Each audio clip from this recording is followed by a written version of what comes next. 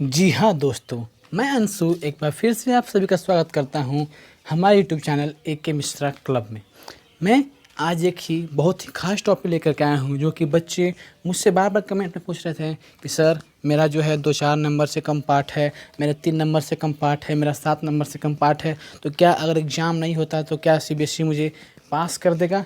और बच्चे पूछ रहे थे कि सर मैं अपना जैसा कि मैंने बेसिक मैथ्स लिया हुआ था, मुझे स्टैंडर्ड मैथ लेना है, तो मैं क्या उसे अब चेंज कर सकता हूँ। इन सब के ऊपर मैं आज आपको बताऊंगा कि क्या आप सब्जेक्ट चेंज कर सकते हैं या नहीं कर सकते हैं, और क्या CBSE आपको पास करेगा या नहीं करेगा। इन सब के विषय में मैं आज आपको बताने वाला हूं।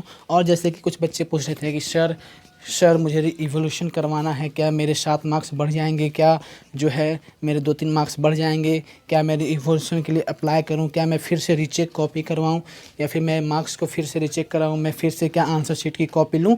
इन सब के बारे में बच्चे मुझसे पूछ रहे थे, तो मैं उन्हीं के बारे में आज आपको बताने वाला हूँ।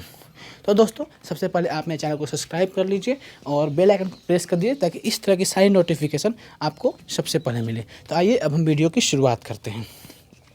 तो फ्रेंड्स, जैसा कि सबसे पहले हम आज बात करने वाले हैं रीइवोल्यूशन की।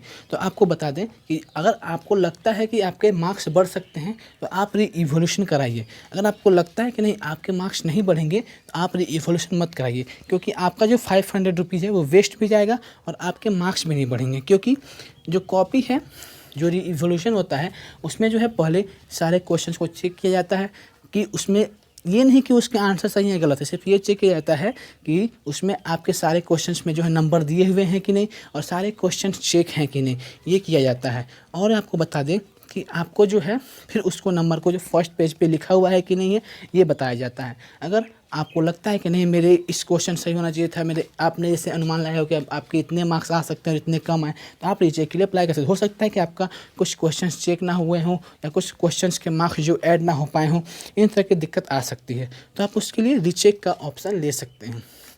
पर आपको अगर लगता है कि आपका वैसा नहीं है और आपको सच में कम पाठ है, तो आप जो है रीचेक का ऑप्शन मत लीजिए, क्योंकि आपके 500 रुपीज़ वेस्ट भी जाएगी। फिर आपको कम पार्ट के लिए भी फॉर्म भरना है, उसमें भी पैसे लेंगे, इसलिए आपके रुपीज़ जो वेस्ट चली जाएगी।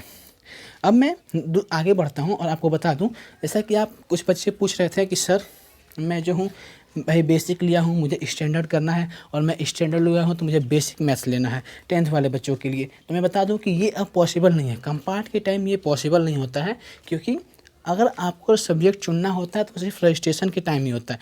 उसके बाद आप जो है कम पार्ट के समय ऐसा कुछ नहीं कर सकते हैं। इसीलिए मैं आपको फिर से बता रहा हूँ कि आप जो है बेसिक से स्टैंडर्ड में नहीं जा सकते और स्टैंडर्ड से बेसिक मैथ्स नहीं ले सकते हैं कम पार्ट के टाइम। अगर आपको लेना ही था तो इसे आप रजिस्ट्रेशन के समय ही चेंज कर सकते थे। अब मैं अपने अगले टॉपिक की तरफ आगे बढ़ता हूँ कि क्या अगर एग्ज़ाम नहीं होता है और मैं 5-6-7 नंबर से फ़ेल हूँ, कम पार्ट लगा है या फ़ेल हूँ, तो क्या CBSE मुझे पास कर देगा? क्या CBSE मुझे ग्रेस मार्किंग करके एग्ज़ाम नहीं होता है कंपार्टमेंट का तो मुझे जो है आगे क्लास में प्रमोट कर देगा?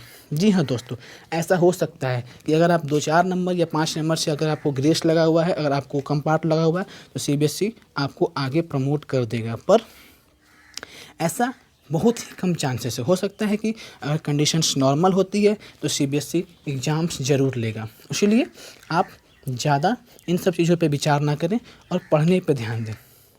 आपको कम पार्ट लगा तो बहुत टेंशन है कि मैं इससे सब्जेक्ट में मुझे कम नंबर आया, मैं नहीं पढ़ पाया।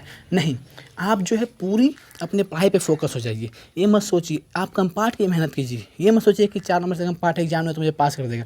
CBSE हर हाल में एग्जाम ले भी सकता है। ये बहुत ही रेयर कंडीशन है कि CBSE एग्जाम कैंसिल करके और आपको ग्रेस मार्क करके और 2-4 नंबर से आपको कम पार्ट है तो पास कर दे। अब हम अपने अगले क्वेश्चन की तरफ बढ़ते हैं कि सर जो रिज़ल्ट है जो कंपार्टमेंट का वो कितने दिन में आएगा। आपको जैसा बता दें कि एग्ज़ाम के होने के 1 महीने बाद में 1 महीने के अंदर ही रिज़ल्ट आ जाता है, क्योंकि उसमें बहुत कम कॉपियाँ चेक करनी होती है, तो CBSE वो जल्दी से चेक करके उसका रिज़ल्ट जारी कर देता है। आपको इतना टाइम नहीं लगेगा। अब मैं आपको एक और क्वेश्चंस जो था बच्चों के बीच में बहुत ही चर्चा का विषय बना हुआ था कि बच्चे बार बार पूछ रहे थे कि सर क्या मैं IE की प्रिपरेशन शुरू कर दूं और साथ में मैं कम पार्ट की भी तैयारी करूं? जी हाँ, आप साथ में कम पार्ट की भी तैयारी कीजिए और IE का प्रिपरेशन शुरू कर दीजिए। उससे आपको कोई दिक्कत नहीं आने वाली है। कंपार्टमेंट में आपको बस क्या करना है कि लास्ट 10 ईयर का क्वेश्चन जो है अच्छे से एकदम सॉल्व करके जाइए। आपको पक्का कंपार्ट में 80+ मार्क्स आने की पूरी संभावना है।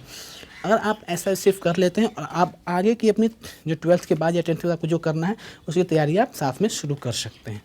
जी है दोस्तों, तो मैंने आपके सारे क्वेश्चंस का आज आंसर दे दिया। अगर आपके और भी कुछ क्वेश्चंस हो तो आप मुझे कमेंट कर सकते हैं। मैं फिर से उनके ऊपर एक वीडियो बना करके और आपको उसका आंसर्स दे दूंगा या फिर मैं आपको कमेंट में सीधा रिप्लाई कर दूंगा।